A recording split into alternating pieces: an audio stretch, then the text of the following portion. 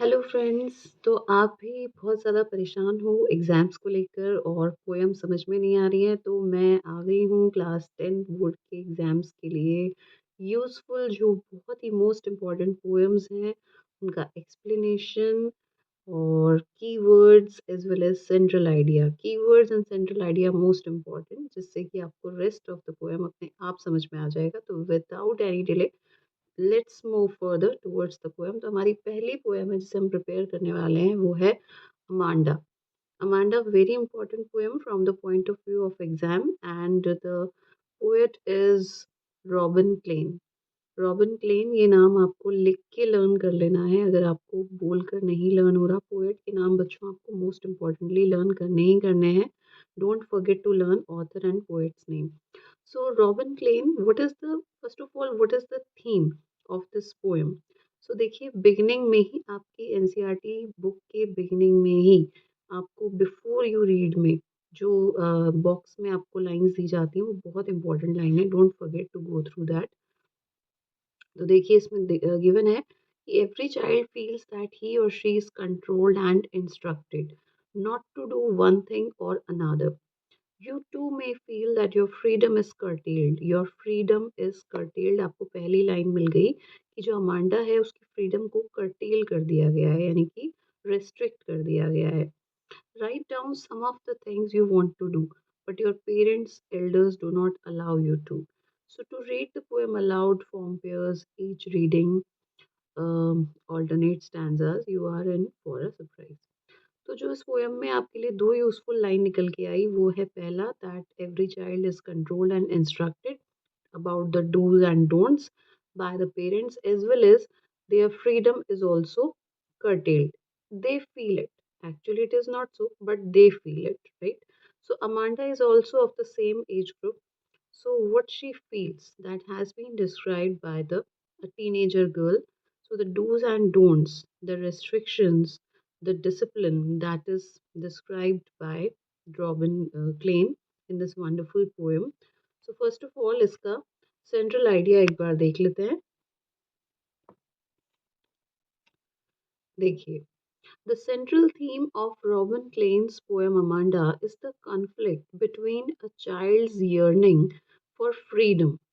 एक बच्चा है जो कॉन्स्टेंटली फ्रीडम चाहता है, यर्निंग यर्निंग बहुत अच्छा वर्ड है विशिंग के लिए, and the constant restrictive control.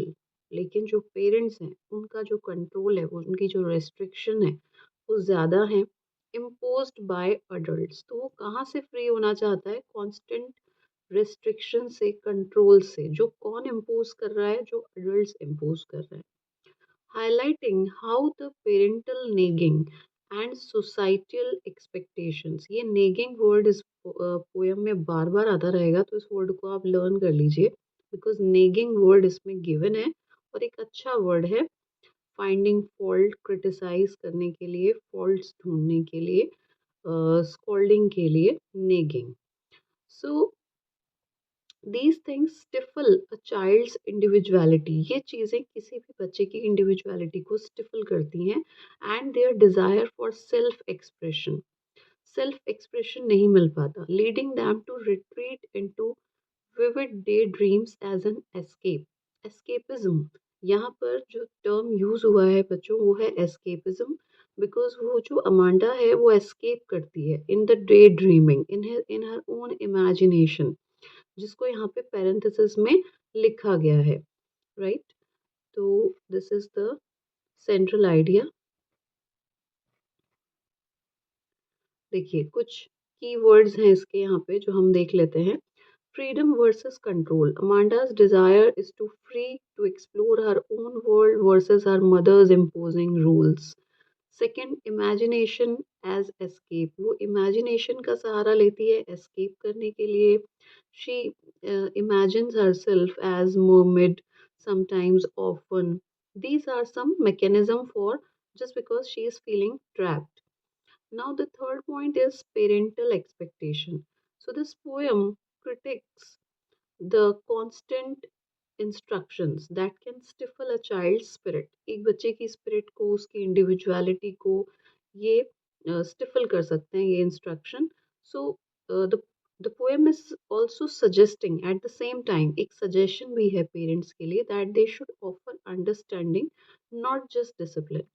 And the last is childhood frustration. Yes, but of course, it captures the unhappiness and frustration of a child feels when their individuality is suppressed by the adult expectation. So,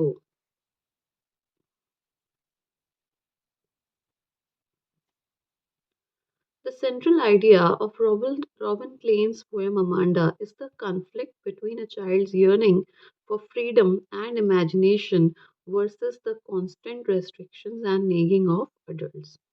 Highlighting the tension in parent child relationship, इससे parent child relationship में struggle आ जाता है, tension आ जाती है और एक struggle बढ़ जाता है इंडिपेंडेंस के लिए during the childhood. Amanda escapes her mother's rules by daydreaming of her fantastical world, mermaid, and where she has complete autonomy, जहाँ पर उसका कंप्लीट ऑटोनॉमी है, उसी का राइट है वहाँ पे. कॉन्ट्रास्टिंग शार्पली, ये चीज़ किससे कॉन्ट्रास्ट कर रही है? With her real life demands to sit up straight. Now real life में उससे क्या क्या डिमांड किया जा रहा है? To sit up straight, clean, stop eating sweets, showing her deep desire for, now she is having the deep desire for self expression, personal space. बच्चे का पर्सनल स्पेस कहाँ है? उसकी सेल्फ एक्सप्रेशंस कहाँ है? उसकी इंडिविजुअलिटी पे क्वेश्चन. सो दीज थिंग्स,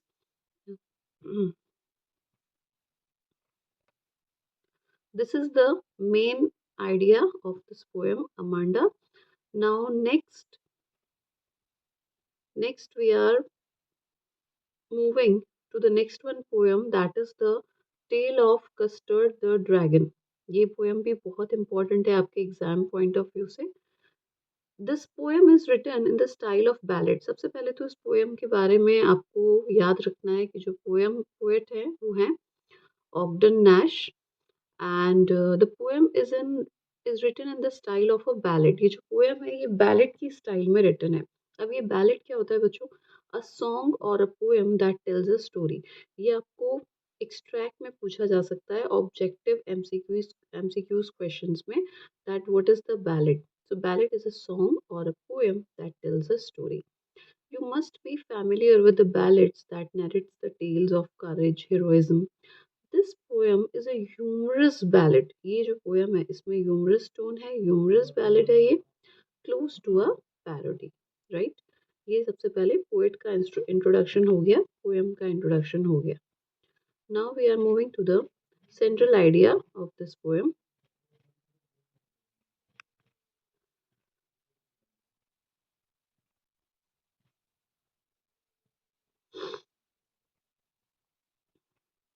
देखिए, the theme of the poem is that everyone has his own capabilities and should never be judged on the basis of his appearance. इस poem में Belinda, sorry, इस poem में जो एक girl है और उसके पास बहुत सारे पेट्स हैं. तो वो जो बेलिंडा के जो पेट्स हैं वो उन सभी में सबसे ज़्यादा जो सबसे ज़्यादा इन्फीरियर जिसे कंसिडर करती है वो है कस्टर्ड द ड्रैगन. उसे मिसअंडरस्टैंड करती है और उसे कॉवर्ड बुलाया जाता है. तो क्या थीम है पोएम की? The theme of the poem is that everyone has his own capabilities. Her person की अपनी अपनी कैपेबिलिटीज होती हैं and should never be judged on the basis of his appearance. Custard की अपीयरेंस पे उसे जज किया जाता है. And in the poem, Belinda and all the pets she owns boast about their own bravery. सब अपनी अपनी bravery की बातें करते हैं, boast करते हैं अपनी अपनी bravery को. Belinda is as strong as barrel full of beers. Ink and Blink were brave and fearless to chase down the lions down the stairs. Mustard also considered itself as brave as an angry tiger. तो इस तरीके से हर जो पेट है वो अपनी अपनी bravery के बारे में बूस्ट कर रहा है. नाउ अगेन एक और लैंग्वेज में इसको देख लेते हैं, डिफरेंट, थोड़ा सा different central idea. The poem the tale of Custard the dragon by Ogden Nash. ये नाम आप अच्छे से लर्न कर लीजिए बच्चों. आपको बहुत ज़रूरी है पोएट का नाम मेंशन करना. This leaves a very good impression on the examiner checker. tells the story of a little girl Belinda and her pet, a kitten, a mouse, a dog, and a dragon, who lives in her little house.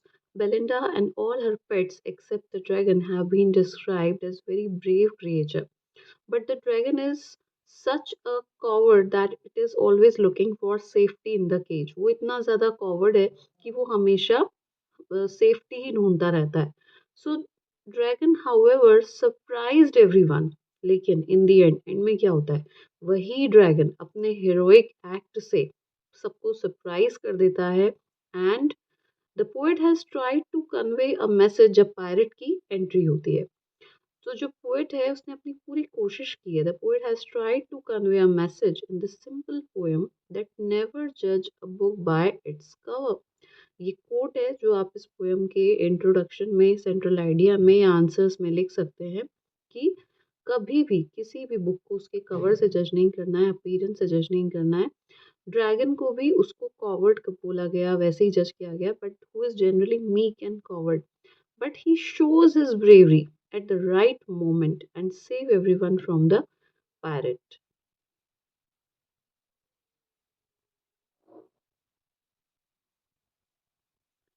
अब बात कर लेते हैं इस poem की poetic devices की. Appearances can B deceptive. जो appearance है वो डिसेप्टिव हो सकती है, और राइट अपॉर्चुनिटी आने पर एक पर्सन अपनी क्वालिटीज को शो कर सकता है. True courage is shown through actions by not words. Appearances can be deceiving. जो एक्चुअल करेज है उसको ज़रूरी नहीं कि हम वर्ड से एक्सप्रेस करें, बल्कि उसे एक्शन से एक्सप्रेस किया जाता है. As the seemingly coward dragon custard proves to be the real hero. वही real hero prove होता है when he saves everyone from the pirate. So this poem teaches that real bravery often comes from unexpected sources. We should not judge others based on the outward appearance or self-proclaimed bravery. जो अपने बारे में इतना claim करते हैं, अपनी bravery को लेकर इतना claim करते हैं, लेकिन finally क्या हुआ? Everyone ran away. Finally only the custard the dragon was there who saved everyone from the pirate. So appearances can be deceiving. We should never judge a book by its cover. ये दो quotation आपके लिए ready हो जाती हैं इस poem से. Now the next is literary devices. देख लेते हैं इसकी. First of all, this poem is in the form of a ballad, a long poem usually set to music. Second is simile. Simile is a poetic device used by the poet to draw a clear comparison between two or more things, like sharp as mustard, mouth like a fireplace, brave as a tiger. जहाँ भी as और like का use हो रहा है वहाँ पर simile है. Next is allusion. ये एक नया term है बच्चों. What is allusion? So an allusion is an indirect reference to a person, place, thing or idea. In this poem, the characters make fun of custard. जो characters हैं वो custard को Percival कह के बुलाते हैं. And Percival was one of the King Arthur's knights who was known for running away due to the lack of courage. So the characters call Custard Percival because they consider him a coward. तो ये जो indirect reference दिया है Custard the Dragon को Percival का, ये allusion है. Thus, next is irony.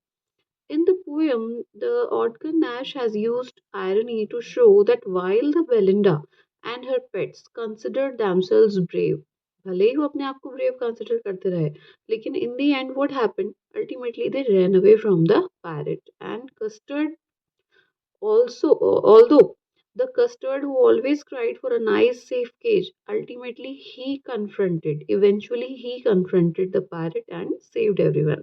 So this is quite ironical. The next term is onomatopoeia. Onomatopoeia, इसकी स्पेलिंग को आप लर्न कर लीजिए. थोड़ा सा डिफिकल्ट स्पेलिंग है लेकिन बहुत इम्पोर्टेंट है. This poetic device is used by the poet to describe the sounds produced with the help of words. Onomatopoeia words वहाँ पे यूज होते हैं बच्चों जहाँ पर साउंड को वर्ड्स की हेल्प से एक्सप्रेस किया जाता है. So it uses the sound like hiss, bang, splash, etc. इस पोएम में, in this poem, the word weak is an example of onomatopoeia. It mimics the sound of the rats giggling. Rat का जो smiling का sound है, हंसने का sound है, giggling का, उसे कॉपी किया, उसे ओनोमोटोपोइया से स्ट्रेंथ दिया गया है। Mew for a cat sound, cat की साउंड को। Next is clatter and clank and jangling. ये जो आयरन की बात की गई है कि आयरन की तरह उसकी जो टेल है वो इतनी पावरफुल है कि जब वो टकराती है तो it seems like clatter and clank and jingling.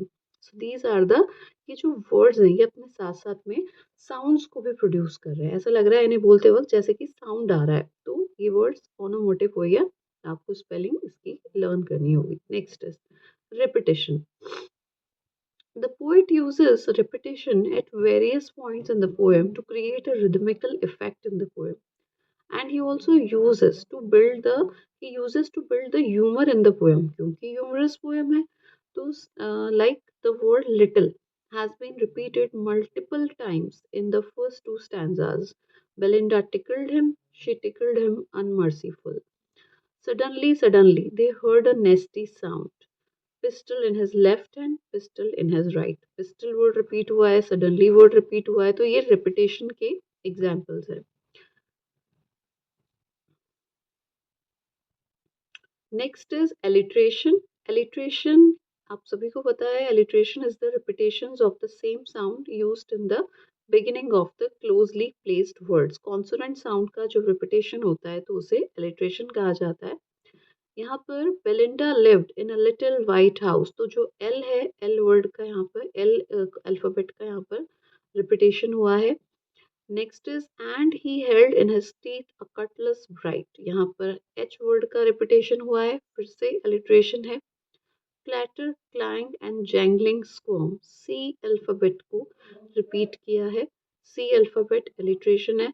And the last line gulped some grog from his pocket flagon, यहाँ पर जो जी अल्फाबेट है उसका यहाँ पर रिपीटेशन हुआ है।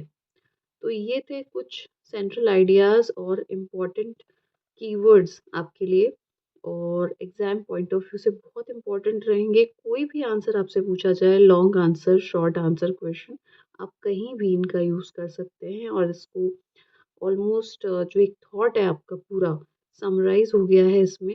लिटरेरी डिवाइसेस कवर हो गई हैं, एज वेल एज पोएट का नेम आपने देख लिया है।